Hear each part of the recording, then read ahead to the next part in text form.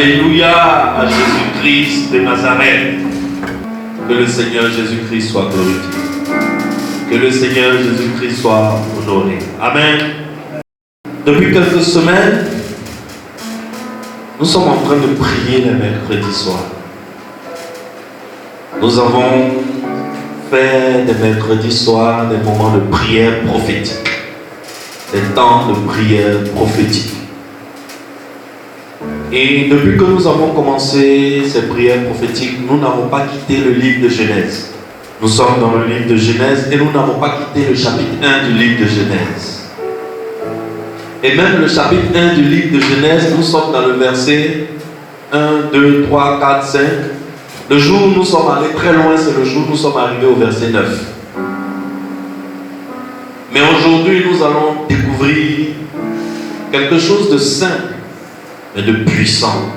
Dans le verset 1 et le verset 2 de Genèse chapitre 1.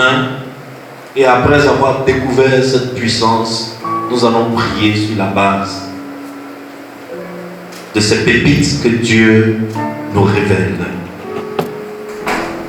Ce soir, l'Esprit de Dieu prendra le dessus sur tout ce qui recouvre ta vie comme ténèbres. Dis-moi Amen. L'Esprit de Dieu prendra le dessus.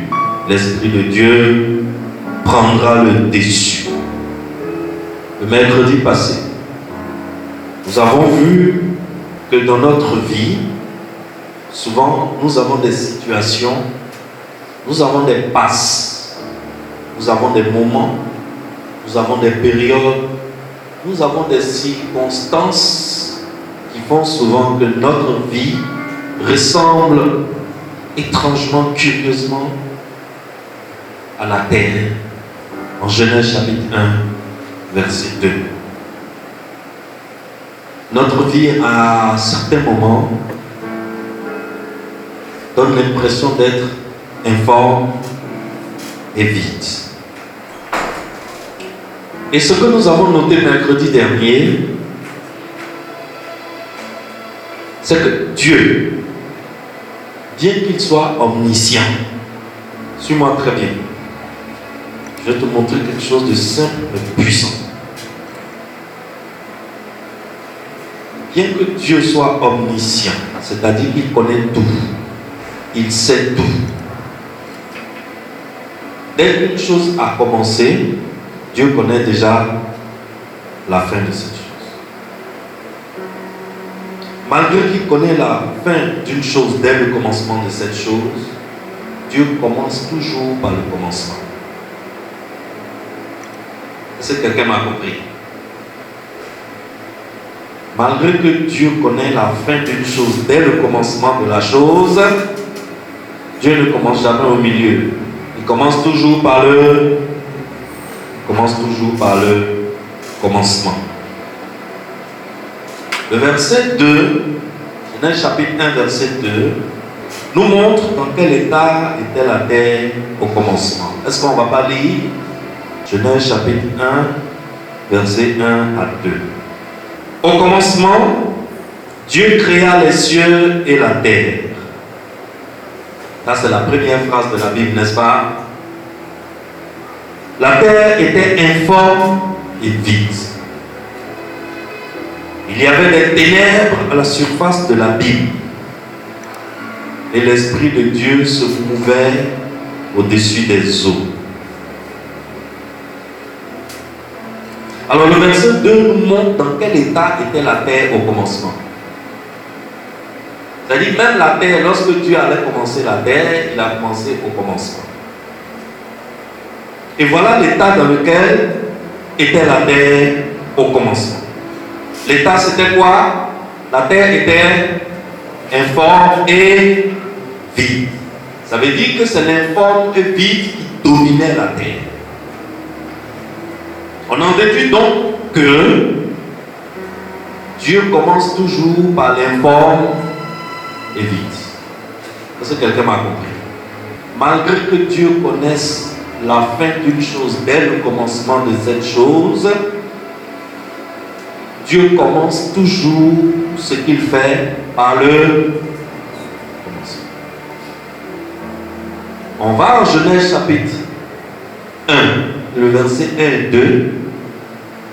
La Bible va nous dire quel était l'état de la terre au commencement.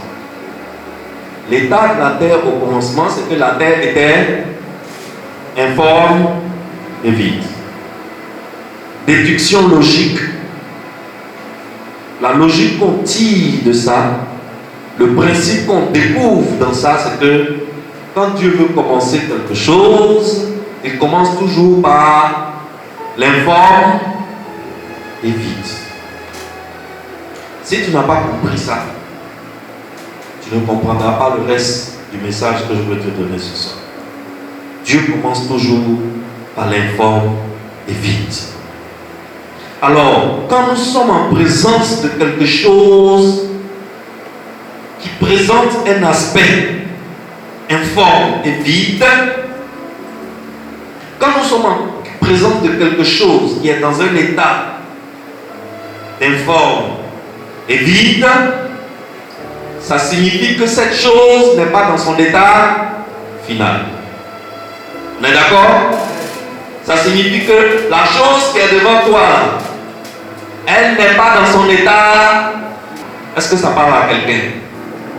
D'habitude, nous les hommes, qu'est-ce qui se passe lorsque nous sommes en face de quelque chose qui a un état informe et vide? On dit quoi? On dit c'est sa fin. Lui là, c'est fini. Oubliez-le, on va avancer. On ne peut plus rien faire pour lui. N'est-ce pas? On dit, quand on parle des gens, il ne faut pas prononcer ce nom-là. On entend parler de bonnes personnes. Celui-là qui va dire son nom où on est là, il peut nous apporter quoi? Tu peux attacher une voiture, garder sur ta voiture pour te ralentir. Tu veux porter des fardeaux des autres sur ta tête? Laisse-le là. Il ne peut pas nous emmener quelque part. Dans la tête d'un homme, lorsque quelque chose présente un aspect informe et vide, cette chose est finie, barrée, terminée, à jeter à la poubelle. Or, dès que Dieu commence à écrire la Bible, qu'est-ce qu'il nous enseigne?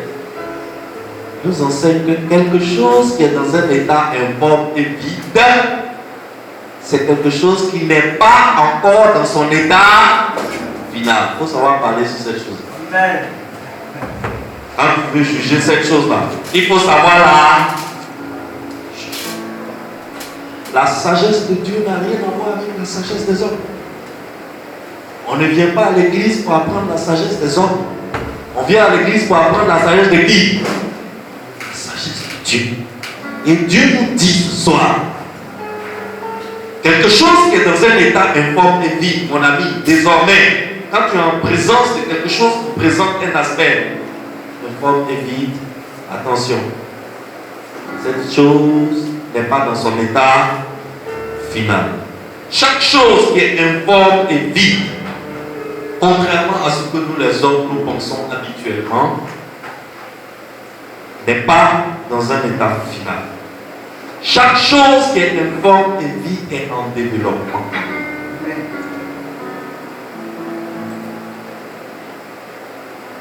Alors ce que je te demande de retenir, c'est que chaque chose qui est informe et vide n'est pas dans son état final. Chaque chose qui est informe et vide est en cours d'être transformée. Chaque chose qui est informe et vide est en cours de transformation. Je veux que tu retiennes ça. Ça va t'aider. Tu vas voir la vie autrement à partir de maintenant. À partir de maintenant, tu ne vas plus voir la vie comme les autres. Parce que toi, tu vas voir la vie comme Dieu voit la vie. Tu ne vas plus voir la vie comme les hommes voient la vie. Chaque chose qui est dans un état informe et vide n'est pas dans son état final. C'est une chose qui est en développement. C'est une chose qui est en cours de transformation. Alors si aujourd'hui, ta vie est dans un état que tu trouves informe et vide, ce n'est donc pas la fin de ta vie. Dis-moi Amen. Amen. ce n'est pas la fin de ta vie. Si aujourd'hui ta vie est dans un état que tu trouves informé, vide, et que tu es en train de paniquer, je viens te dire ce soir, arrête de paniquer immédiatement. Il y a des gens qui trouvent que leur vie est dans un état tellement informe et vide qu'ils préfèrent en finir. De boire comprimé pour mourir, pour quitter là. Je vous ai raconté l'histoire du monsieur la dernière fois. Il dit à ses enfants, c'est à cause de vous que je suis encore là. Sinon, il y a longtemps, je me serais suicidé. Parce qu'il a 6 mois d'arriéré de loyer, le propriétaire veut le jeter dehors. Les enfants n'arrivent pas à manger tous les jours. Sa femme n'arrive pas à s'habiller, ni lui-même. Quand les enfants, il est l'heure de manger, que les enfants pleurent, qu'il n'y a pas à manger. Il a tellement mal. La nuit, quand tout le monde dort, puis il se réveille, il pleure. Et il dit qu'il veut se suicider. Sa vie est dans un état informe et vide. Si ta vie est dans un état informe et vide, c'est ainsi que ta vie va évoluer vers une prochaine étape. Ta vie n'est pas finie. Ta vie est plutôt en développement, contrairement à ce que tu vois avec tes yeux. Si aujourd'hui tu fais la même constat que ton mariage, par exemple, est informe et vide, ce n'est pas une raison de divorcer. Alors là, pas du tout.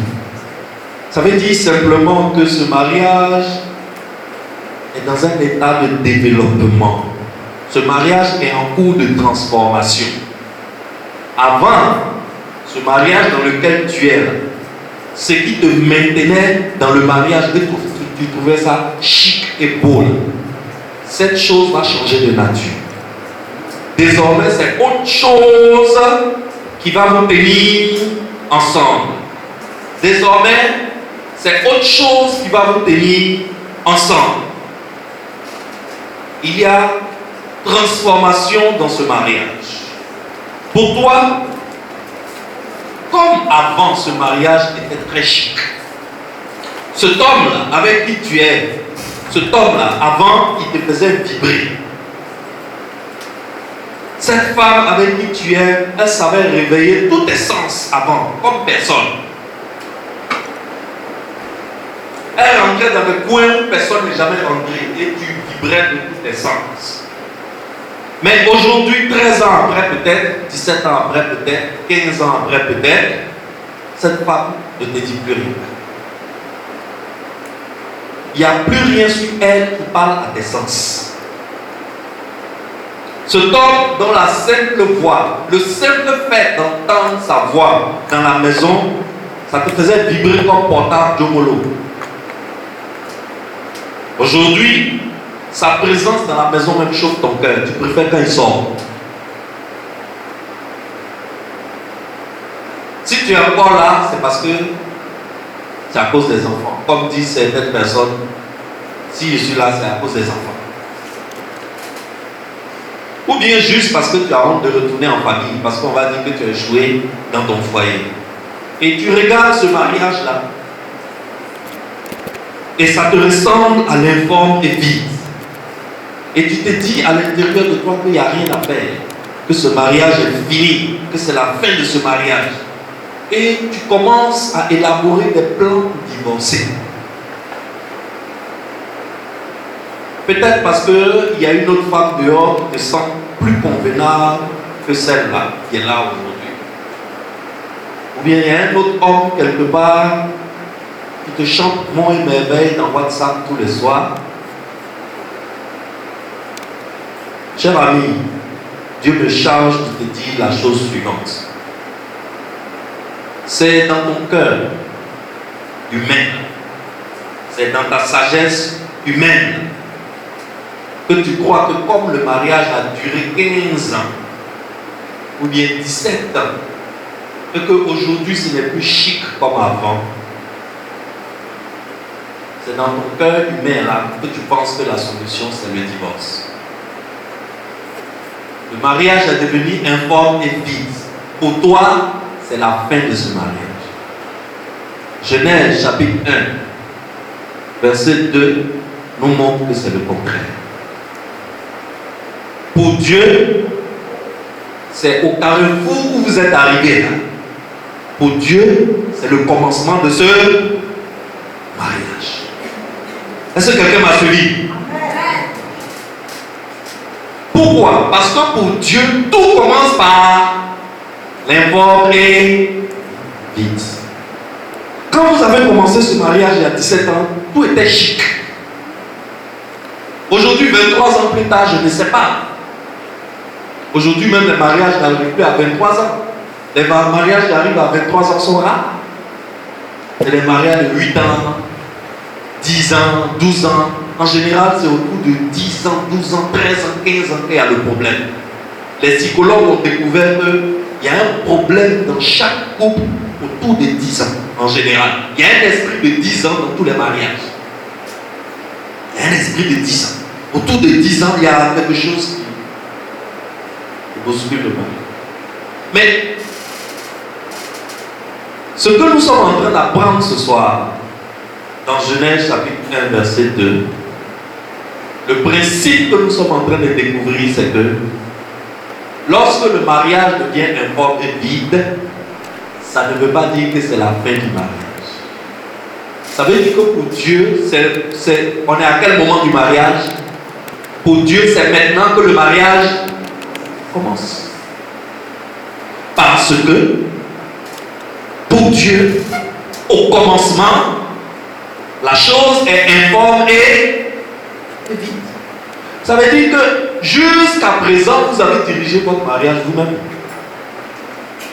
Maintenant, Dieu va se mêler de votre mariage pour vous aider à atteindre un autre niveau. Malheureusement, c'est à ce carrefour-là que la plupart des hommes préfèrent divorcer. Est-ce que vous voyez comment l'homme se fait du mal?